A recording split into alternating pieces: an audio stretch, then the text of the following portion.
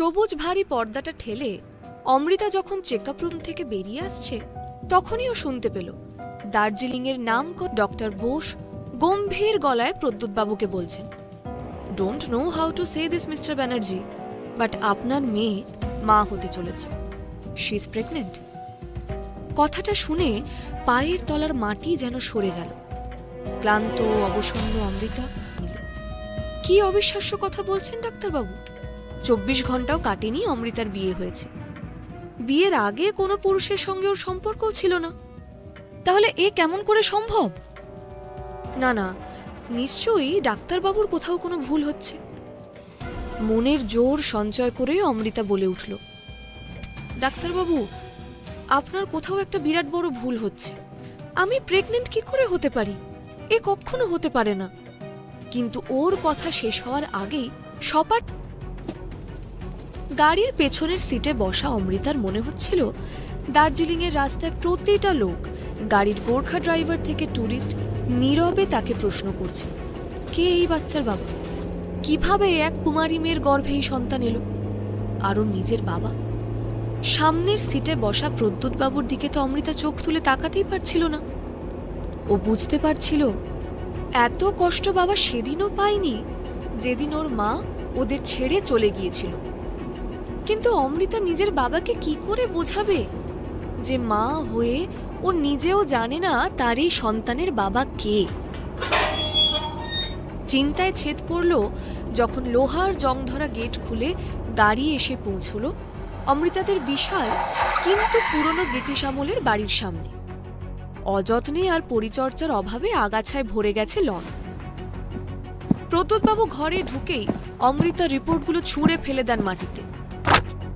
দরজার সামনে থমকে দাঁড়িয়ে পড়া অমৃতার পা যেন সরছিলই না। 120 কেজির শরীরটা আজকে যেন দ্বিগুণ ভারী লাগছিল। সারা জীবন শরীরের বেঢপ আকৃতির জন্য অমৃতাকে সবসময় আলুর বস্তা, ছোট হাতি শুনতেই হয়েছে। কিন্তু সে আজকের ঘটনায় অনেক বেশি কষ্ট পেয়েছে। নিজের বাবার সামনে অমৃতা নিজের অজান্তে অনেক ছোট হয়ে গিয়েছিল। অমৃতার ভারী শরীরকে উপেক্ষা করে কেউ যদি ওর মুখের দিকে তাকাতো তাহলে দেখত পৃথিবীর সব সারল্যকে যেন একত্র করে ঈশ্বর তৈরি করেছেন ওর দুটি চোখ। কিন্তু অমৃতার ওই মায়া ভরা চোখের দিকে তাকানোর কেই বা আছে এই দুনিয়ায়? অমৃতা আজ নিজের মাকে ভীষণ মিস করছিল। অসহায় চোখে সে প্রদ্যুৎবাবুর দিকে তাকিয়েছিল, আর তখনই প্রদ্যুৎবাবু ঘৃণা ভরা দৃষ্টিতে অমৃতার দিকে তাকিয়ে বলে উঠলেন, অনেক কষ্টে চ্যাটার্জি বাড়ির বউ হওয়ার সুযোগ হয়েছিল তোর। দার্জিলিংয়ে চ্যাটার্জিদের সম্পত্তি আর প্রতিপত্তির কথা কে না জানে। আমি ভেবেছিলাম হয়তো আবার সুসময়ের মুখ দেখব। ওরা আমাদের সমস্ত ঋণ শোধ করে দেওয়ার ব্যবস্থা করেছিল, কিন্তু তোর জন্য সেই সব। একটু থেমে প্রদ্যুৎবাবু অসহিষ্ণুভাবে বললেন, একবারও ভাবলি না তোর ছোট বোন মনামির কি হবে? এরপরে কোনো ভদ্রবাড়ির ছেলে ওকে বিয়ে করতে চাইবে? মানছি মোনামি সুলেখার মেয়ে, তোর সৎ বোন, কিন্তু দিদি হিসেবে ওর এই সর্বনাশটা তুই করতে পারলি? তারপর নিজের মনেই বিড়বিড় করে ভয় পাওয়া গলায় বললেন, না না, আমি আজই মোনামি আর সুলেখাকে সুলেখার দাদার বাড়ি পাঠিয়ে দেব। কিন্তু এই কথা তো চেপে রাখাও যাবে না। ছি ছি ছি, তোকে বিয়ে করে 1 ঘন্টার মধ্যেই তো তোর বর কলকাতা চলে গেল। কি যে বলবো আমি চ্যাটার্জিদের? এখন মনে হচ্ছে তুইও কেন তোর মায়ের সঙ্গে। চমকে বাবার দিকে তাকায় অমৃতা। কটু কথা শোনার অভ্যেস তার নতুন নয়, কিন্তু আজ তার চরিত্রের ওপর যে দাগ লেগেছে অমৃতা জানে না কি করে সেই দাগ ও মুছবে। অমৃতা কিছু বলার আগেই প্রদ্যুৎবাবু বললেন, তবে ভাবিস না বোবা সেজে তুই পার পেয়ে যাবি। কি ভেবেছিলি তুই ভষ্টি নষ্টি করবি আর কেউ জানতে পারবে না? ভাগ্যিস মাস 5 আগের চুরিটার পর সিসিটিভিটা লাগানো হয়েছিল। এবার ওই সিসিটিভি চেক করলেই বুঝতে পারবো কার পাপ তোর পেটে। পরের দিনই প্রদ্যুৎবাবু বাড়ির সমস্ত সিসিটিভি ফুটেজ আনিয়ে নিলেন। ফুটেজ চেক করার পর তার বিস্ময়ের অবধি রইল না। কেউ এ বাড়িতে আসা তো দূরে থাক, গত 5 মাসে অমৃতা নিজেও তো শরীর খারাপের জন্য বাড়ির বাইরে পাই রাখেনি। তাহলে কি অমৃতা সত্যি? না না, তা কি করে হতে পারে? অমৃতা যে প্রেগনেন্ট সেটা ডক্টর বোস নিজে বলেছেন। তাহলে প্রদ্যুৎবাবুর মাথা কাজ করছিল না। এটা স্পষ্ট যে একটা বড় রকমের গোলমাল আছে গোটা বিষয়টায়, কিন্তু সেটা নিয়ে চিন্তা করার চেয়েও তার ভয় করছিল একটা কথা ভেবে, অমৃতার প্রেগন্যান্সির কথা জানার পর চ্যাটার্জিরা কি করবে। 4 মাস কেটে গিয়েছিল, কারো মুখোমুখি হয়নি অমৃতা। এমনই একদিন বাগানে একটা টবে সে জল দিচ্ছিল, তখনই গেটের বাইরে একটা গাড়ি এসে থামল। গাড়িটা দেখেই অমৃতার ভয়ে হাড় হিম হয়ে গেল। এই গাড়ি যে চ্যাটার্জিদের তা ভালোই জানে সে। গাড়ির দরজা খুলে নেমে এলো যে সে আর কেউ নয়, অমৃতার স্বামী সোহম। এই 4 মাসে অমৃতার বুক যে কতবার কেঁপেছে এই মুহূর্তটাকেই কল্পনা করে তার ঠিক নেই। চোখের থেকে সানগ্লাস খুলে পায়ে পায়ে অমৃতার দিকে এগিয়ে আসে সোহম, আর নিজের অজান্তেই পায়ে পায়ে পিছিয়ে যায় অমৃতা। একসময় দেওয়ালে পিঠ ঠেকে যেতে চমকে দাঁড়িয়ে পড়ে, এক হাত দিয়ে স্পর্শ করে নিজের পেট, যেন মনে মনে হবু সন্তানকে আশ্বস্ত করতে চায়। সোহম অমৃতাকে আপাদমস্তক জরিপ করে। সোহমের চোখের লালচে আভা বলে দিচ্ছে সে নেশা করে আছে। তখনই সোহম বলে, জীবনে অনেক নির্লজ্জ মানুষ দেখেছি, কিন্তু তোমার মতো নির্লজ্জই প্রথম দেখলাম। যখন 7 পাকে ঘুরছিলে এই বাচ্চাটা তখনও তোমার পেটেই ছিল, লজ্জা করছিল না তোমার? ছি! বলেই উত্তেজিত ভাবে এগিয়ে যায় অমৃতার দিকে। ভীত অমৃতা কিছু বলার আগেই দেখল লনে প্রদ্যুতের গাড়ি ঢুকছে। একটু যেন স্বস্তি পেল সে বাবাকে আসতে দেখে। গাড়ি থেকে নেমে সোহমের কাছে প্রায় ছুটে এলেন প্রদ্যুৎ। মুখে গোবেচারা হাসি নিয়ে সোহমের পাশে এসে দাঁড়াল। প্রদ্যুৎ বাবুর ভাবভঙ্গিতে অমৃতা স্পষ্ট বুঝতে পারল তার পক্ষে নেই তার নিজের বাবা। প্রদ্যুৎ হাত কচলাতে কচলাতে বললেন, বাবা সোহম, আমি যে কি খুশি হয়েছি তোমায় কি করে বোঝাই। দেখো কাণ্ড, বাইরে দাঁড়িয়ে আছো, ভেতরে এসো। ওরে কে আছিস? প্রদ্যুৎবাবু সোহমের কাঁধে হাত রাখতেই এক ঝটকায় হাত সরিয়ে নেয় সোহম। রাগে তার কঠিন মুখ লাল হয়ে উঠেছে। সে বলে, টাচ করবেন না আমায়, জোচ্চোর সব। আপনাদের হাতের পুতুল পেয়েছেন আমায়, জোর করে এই মুটকিটার সাথে বিয়ে দিলেন। এখন এই অবৈধ সন্তানের পিতৃত্বের দায় নিতে বলছেন। আমার নিজের দাদুই যদি আমার সর্বনাশ চায় তাহলে আর বাইরের লোককে কি বা বলবো। বিয়ে করেই কলকাতা এই জন্যই চলে গিয়েছিলাম। কে জানে কোন নোংরামির ফসল এই বাচ্চা। আমার কাছে থাকলে আমি এই মুটকিকে খুন করেই ফেলতাম। কথাটা বলতে বলতে উত্তেজিত সোহম প্রায় তেড়ে এগিয়ে যায় অমৃতার দিকে, কিন্তু নেশায় তার পা টলে যায়। প্রদ্যুৎ কোনো মতে, ও মা, ঘুম থেকে ওঠো প্লিজ, প্লেন ল্যান্ড করবে এক্ষুনি। ঘুম ভেঙে প্রায় ধর্মর করে উঠে বসে অমৃতা।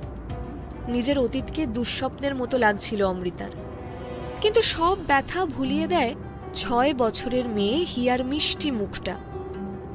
হিয়া অমৃতার গলা জড়িয়ে ধরে বলে, ও মা, মা বলো না, আমরা কি দার্জিলিং বাবাকে খুঁজতে যাচ্ছি? আদুরে গলায় অমৃতা হিয়াকে বলে, হিয়া, কতবার তোমাকে বলেছি যে তোমার বাবা নেই? হিয়া অস্থির হয়ে জিজ্ঞেস করে, কিন্তু স্কুলে তো মিস বলে সবার বাবা মা থাকে, তবে কি আমাকে কোনো পড়িয়ে এসে দিয়ে গেছে, নাকি ম্যাজিশিয়ান তার হ্যাটের মধ্যে থেকে আমাকে বের করেছে, নাকি আমার গেমিং ক্যারেক্টারদের মতন আমাকেও ডাউনলোড করে আনা হয়েছে এই পৃথিবীতে? হিয়ার কথা শুনে হেসে ফেলে অমৃতা। একটু ভেবে হিয়া আবার প্রশ্ন করে, তবে কি আমরা ভাইকে খুঁজতে যাচ্ছি? প্রশ্নটা শুনতেই অমৃতার চোখের সামনে ফিরে আসে 6 বছর আগের সেই বিভীষিকাময় রাত, যেদিন হাসপাতালের বেডে অনেক যন্ত্রণা সহ্য করে অমৃতা জন্ম দিয়েছিল যমজ বাচ্চার। লেবারের পরে অমৃতা আধো জ্ঞানে ঝাপসা চোখে দেখেছিল একটা লোক তার বাচ্চাদের নিয়ে পালানোর চেষ্টা করছে। লোকটা লম্বায় চওড়ায় তার বাবার মতোই ছিল। ওই অসুস্থ শরীরেই বেড থেকে নেমে গিয়েছিল অমৃতা। পাগলের মতো ধাওয়া করেছিল লোকটাকে। কোনো মতে তার হাত থেকে ছিনিয়ে নিতে পেরেছিল মেয়ে হিয়াকে। মেয়েকে আগলাতে পারলেও সদ্য জন্মানো ছেলেটাকে উদ্ধার করতে পারেনি। সেই রাতে ওই বাচ্চা চোর লোকটার সঙ্গে ধস্তাধস্তিতে সাংঘাতিক আহত হয়েছিল অমৃতা। ওর বাঁচার আশা ছিল না, তাই অমৃতার মাসি চিকিৎসার জন্য ওকে ব্যাঙ্গালোরে নিয়ে যায়। দীর্ঘদিন সেখানে অমৃতার চিকিৎসা হয়। চিকিৎসার সময় অমৃতার কিছু হরমোনাল প্রবলেম ধরা পড়ে। অভিজ্ঞ ডাক্তার বুঝতে পারে ওই হরমোনাল প্রবলেমের জন্যই অমৃতারই ভারী চেহারা ছিল। অমৃতা দীর্ঘ চিকিৎসার যত্নে সুস্থ হয়ে ওঠে। অমৃতা এখন আমূল বদলে গেছে। তন্নি, শ্যামা, শিখর, দর্শনা, না, ভুল বলা হলো, শ্যামা নয়, উজ্জ্বল গৌরবর্ণা। সরু কোমর, দীর্ঘ কালো কেশ, টানা টানা চোখ, একটা অদ্ভুত অন্যরকম মাধুর্য রয়েছে। পরনের শাড়িটা অঙ্গকে জড়িয়ে যেন ধন্য হয়ে গেছে। আগের কেউ দেখলে চিনতেও পারবে না। প্লেনের ল্যান্ডিং শুরু করতেই সম্বিত ফেরে অমৃতার। হিয়ার সরল মুখটার দিকে তাকালেই সব দুঃখ মিটে যায় ওর। হিয়াকে তো আর বলা যায় না 6 বছর পর কেন সে আবার দার্জিলিংয়ে ফিরছে। গত 6 বছর ধরে সোহম চ্যাটার্জির দাদু ভাই কিছুতেই অমৃতার সাথে সোহমের ডিভোর্সের জন্য রাজি হচ্ছিল না। কিন্তু এখন সে ফাইনালি নিজের নাতির জেদের কাছে হার মেনেছে। আর সেই কারণেই অমৃতা ফিরছে দার্জিলিং, ডিভোর্স পেপারে সই করার জন্য, আর নিজের হারিয়ে যাওয়া ছেলেকে খুঁজে পেতে।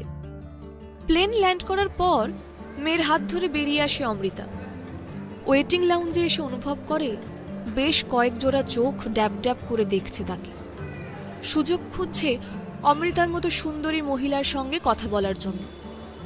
কিন্তু কোনো দিকে না তাকিয়ে অমৃতা মেয়ের হাত ধরে সোজা এগিয়ে যায়।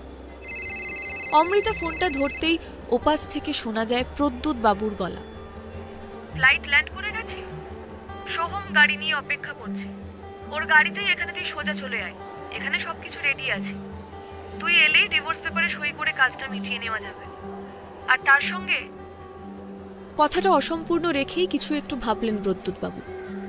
তারপর বললেন, আচ্ছা বাড়ি আয়, তারপর সব বলছি। বাবার না বলা কথাটা একটু ভাবালো ওকে। কি বলতে চাইছিল বাবা? কিন্তু অমৃতা কথা না বাড়িয়ে ছোট্ট করে বলে ফোনটা কেটে দিল। এয়ারপোর্টের বাইরে অস্থিরভাবে পায়চারি করছিল সোহম। 6টা বছর তাকেও অনেক পরিণত করে দিয়ে গেছে, তবে তার অ্যাটিটিউড এতটুকুও বদলায়নি এখনো। সেই একই রকম একটা অহংকারী ভাব তার সমস্ত চেহারার মধ্যে লেগে আছে। বারবার ঘড়ি দেখছে সে। ড্রাইভার অনুজ বলল, স্যার আপনি গাড়িতে গিয়ে বসুন, নামের বোর্ড আছে তো, অমৃতা ম্যাডাম বেরোলেই দেখতে পাবো আশা করি। আর না পেলেও এই বোর্ড দেখে উনি নিশ্চয়ই এগিয়ে আসবেন। ব্যঙ্গের হাসি হেসে সোহম বলল, ওই মুটকিটাকে তুই দেখতে পাবি না এটা কখনো হতে পারে? উফ, অ্যাট লাস্ট আমি মুক্তি পাবো। এতদিনে দাদু রাজি হলো আমাদের ডিভোর্সটার জন্য। আমি আর একটা মুহূর্ত অপেক্ষা করতে রাজি নই। কথা বলতে বলতেই সোহমের চোখ আটকে গেল এয়ারপোর্টের এক্সিট গেটটায়। মুখ দিয়ে নিজের অজান্তেই বেরিয়ে এলো, wow, she is just gorgeous. অমৃতাও সোহমকে দেখতে পেয়েছিল, কিন্তু অমৃতার এতটুকু ইচ্ছে ছিল না সোহমের গাড়িতে বাড়ি যাবার। তাই জন্য সে হিয়ার হাত ধরে এগিয়ে গিয়ে রাস্তার ধারে দাঁড়িয়ে হাঁক পারল, ট্যাক্সি। সোহম বেশ নায়কোচিত ভঙ্গিতে এগিয়ে এলো অমৃতার দিকে। অমৃতা একবার আর চোখে দেখে নিল সোহমকে। আগের থেকে হ্যান্ডসাম লাগছে সোহমকে, পোশাক পরিচ্ছদেও একটা আলাদা গ্ল্যামার। তারপর অমৃতার দিকে তাকিয়ে নিজের রসিকতাতে নিজেই হাসল। ঠান্ডা চোখে তাকিয়ে রইল অমৃতা। ততক্ষণে একটা ট্যাক্সি এসে থেমেছে অমৃতাদের সামনে। দরজা খুলে হিয়াকে বসিয়ে ভিতরে ঢুকে গেল অমৃতা। সোহম জানলার কাছে মুখ নামিয়ে বলল, দার্জিলিংয়ে কোনো কিছু দরকার লাগলে কার্ড এগিয়ে দেয় সোহম।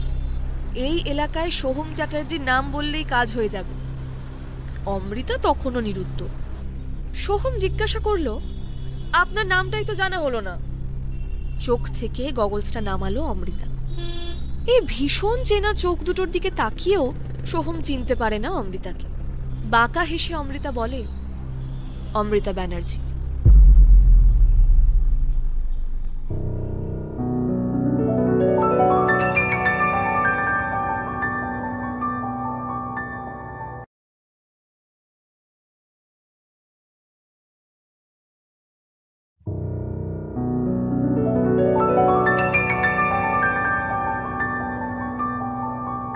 পর্ব 2।